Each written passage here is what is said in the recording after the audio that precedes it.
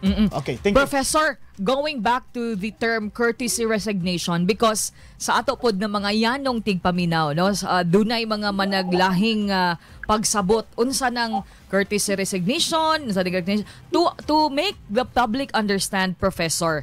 Unsa gyud di ay ning courtesy resignation nganong ang mga lider dunay paghagit sama niini, Professor, unsay tumong og paunsa kini mo resulta sa ilahang liderato, Professor? Yeah. Ang courtesy resignation kasi, di ba, itong mga department secretaries are appointed by the president. Di ba? So itong kanilang pwesto is, coming from the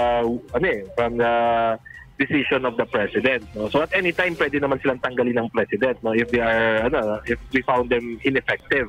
Diba? So yung courtesy resignation, parang nagsubmit lang sila ng resignation letter. So lahat sila magsasubmit ng resignation letter, pero hindi naman sigurado kung kanino yung tatanggapin. Kasi once na tatanggapin, no, like the president will accept the resignation, tanggal ka na.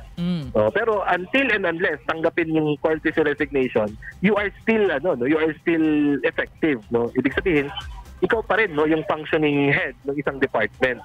So technically ano lang siya, no, it's just a way na sabihin na sino ba yung ating i-eliminate dito, no? Mag-submit na kayo lahat ng courtesy resignation and then pipiliin na lang ng presidente kung sino yung kanyang tatanggalin.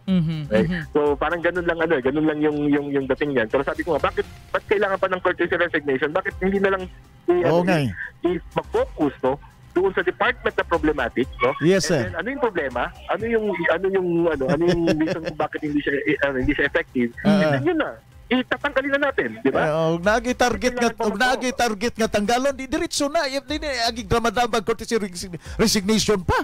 Madamay pa ng uban. Kaya nga sinasabi ko, smoke screen lang ito eh. Yes, sir. Ang issue para doon nakafocus yung tao. Hindi na talaga doon sa talagang issue na dapat na pinag-uusapan natin. Correct. So,